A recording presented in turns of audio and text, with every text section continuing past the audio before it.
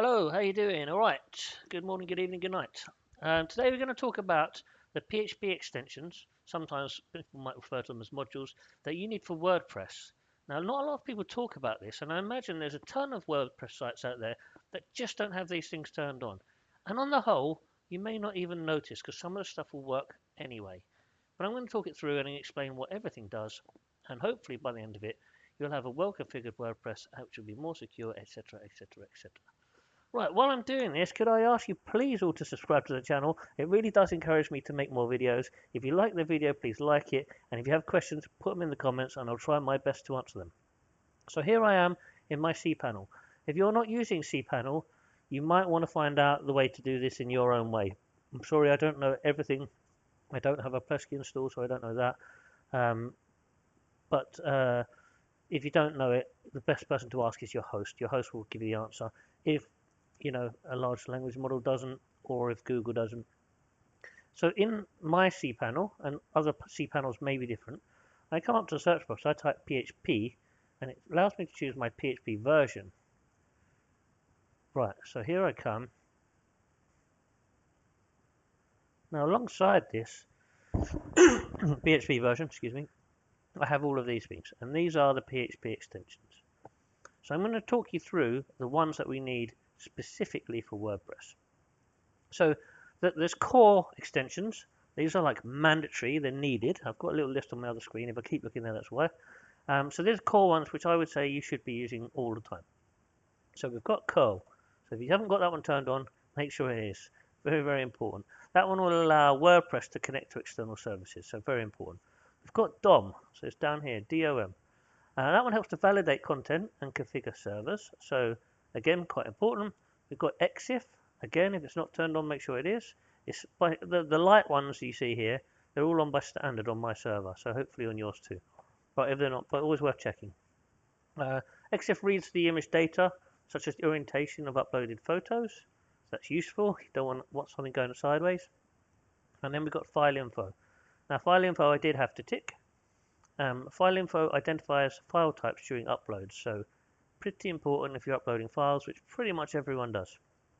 And next we've got hash, which is down here. Again, mine was ticked automatically. It keeps your website secure by hashing passwords and updates. So again, really important for security. Next one we've got is image magic. And again, this was dark blue, so it wasn't ticked by default. I had to tick it. And as you can guess, it provides high quality image processing. And the next one is JSON, so down here. Was automatic for mine, but just so you know, it handles communication between servers. And then MB string. This was not ticked on my one. You can actually hover a few times. Look, provides multi-byte specific string functions that help you to deal with multi-byte encodings in PHP. In addition to that, MB string handles character encoding conversion between the possible encoding pairs. MB string is designed to handle Unicode-based encodings such as UTF-8, UCS2, and many single-byte encodings for convenience. So pretty much gibberish, but it's basically making sure that WordPress can handle UTF-8 text correctly. Next one is MySQL. You probably have got this turned on by default, I would imagine. I have ND MySQL, MySQLi, sorry. It doesn't matter if you've got just the MySQL, but the ND one came out in PHP 8 as far as I'm aware, so hopefully you have that one turned on, not an old version. Next one is OpenSSL. Again, it's turned on here by automatic. Just enables a secure connection over SSL. Great, we need SSL, that's part of security. PCRE, so up here, compatible regular expression support.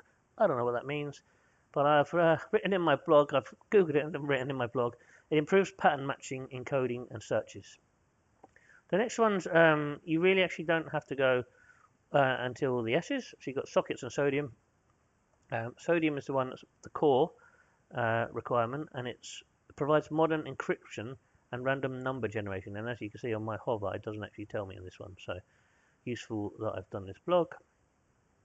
XML on by default. PHP supports XML. It passes XML data from other sites and services, so useful thing to do in PHP.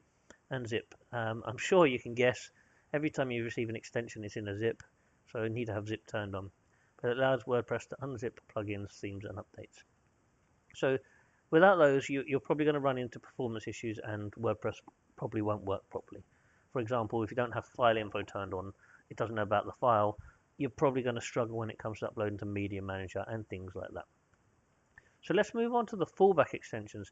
They're useful, but they're not always required. But to be honest with you, it doesn't really hurt to turn them on. So the first one is BC Maths.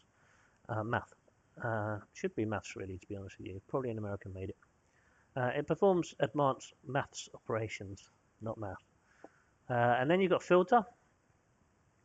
It's here by default on my one. Filter validates and cleans the user input. You've got GD. GD provides image processing if ImageMagick isn't installed, which it is, but we should have it anyway because sometimes people will use these things. We've got icon V. That's what it is, icon V. So icon V will convert text between character sets. INTL provides adds multilingual and localization support. So again, pretty useful if you've got people from abroad on your website, or if you've got a multilingual website. Encrypt, which is down here. It's a legacy cryptography. It's used only if modern standards are not available, which you would hope they are. Excuse me. But why not have the backup just in case? Who knows if you've got a legacy plugin or something that's trying to use it. Next, you've got simple XML, which is down here. This one is XML parsing support, so again, XML is used quite a lot. Next one we have is XML Reader, which is over here, and another XML parsing option. So look, sometimes you need multiples. I don't really know why, but it's best to have them if you can. And then zlib handles compression, for example, zip. Again, this was on by default for me. That's fine. And then the last ones that you might want are FTP, which, as you can guess, manages secure remote file access. It was on by default for me. And then you've got sockets, which we touched on earlier. This one provides low-level server communication. I don't really know what it's for, but if it needs it, it needs it. And to be honest with you, these are for file changes, and then SSH2. So manages secure remote file access.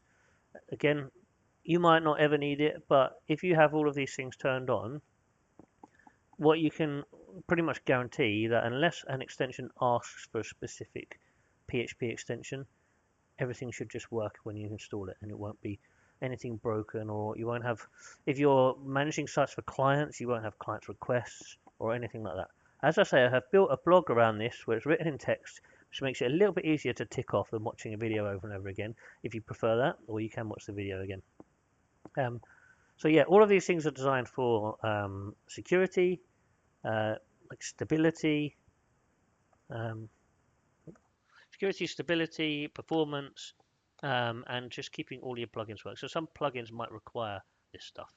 So I would 100% recommend that you install them. If you like this video, please subscribe, please like, and if you've got questions, stick them in the comments and I'll answer as best as I can.